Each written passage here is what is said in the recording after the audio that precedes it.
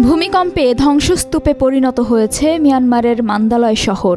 2 দিন আগের ভূমিকম্পে দেশটিতে 1,500-এর বেশি এবং থাইল্যান্ডে কমপক্ষে 11 জনের মৃত্যু হয়েছে।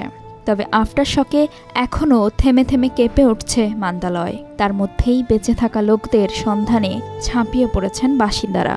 এই পরিস্থিতিতে দেশটির জান্তা বিরোধী যোদ্ধারা আংশিক যুদ্ধবিরতির ডাক দিয়েছেন। 28 মার্চ মিয়ানমারের কেন্দ্রে মান্দালয় শহরের কাছাকাছি স্থানে 7.7 মাত্রার ভূমিকম্পটি আঘাত হানে। তার কয়েক মিনিট পর 6.7 মাত্রার আরেকটি আফটারশক অনুভূত হয়। এই ভূমিকম্পে ভবন, সেতু ধসে পড়েছে এবং রাস্তাঘাটও ভেঙে গেছে। শহরটির 17 লাখ বাসিন্দা এখন এই ধ্বংসাবশেষের মধ্যেই দিনাতিপাত করছেন। ভূমিকম্পের ঘণ্টাখানেক পরই একটি ছোট আফটারশক অনুভূত হয়।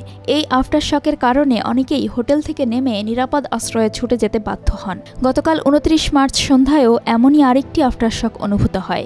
ভূমিকম্পের পরপরই দমকলের প্রধান কার্যালয় থেকে ট্রাক ভর্তি করে দমকল কর্মীদের মান্দালয়ে পাঠানো হয়। 29 মার্চ রাতেই উদ্ধারকারীরা একটি ধ্বংস হওয়া অ্যাপার্টমেন্টের ভেতর থেকে এক জীবিত নারীকে উদ্ধার করে। তাদের স্ট্রেচারে করে অ্যাম্বুলেন্সে নিয়ে যাওয়ার সময় সবাই করতালি দিয়ে তাকে অভিবাদন জানায়। মিয়ানমারের শাসক জান্তা বাহিনী 29 মার্চ একটি বিবৃতিতে বলেছে, দেশে কমপক্ষে 1,644 জন মারা গেছেন এবং 3,400-রও বেশি মানুষ আহত হয়েছে। এছাড়া কমপক্ষে 139 জন নিখোঁজ রয়েছে। কিন্তু ভঙ্গুর যোগাযোগ ব্যবস্থা ও সামরিক শাসিত নির্বাসিত দেশটির বিপর্যয়ের প্রকৃত আকার এখনও স্পষ্ট নয়। ধারণা করা হচ্ছে মৃত্যুর সংখ্যা উল্লেখযোগ্যভাবে বাড়তে পারে।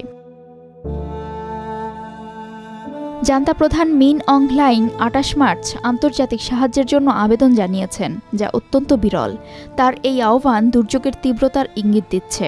আগে বড় প্রাকৃতিক বিপর্যয় আসলেও পূর্ববর্তী সামরিক সরকারগুলো বিদেশি সাহায্য চাওয়া থেকে সবসময় বিরত থেকেছে।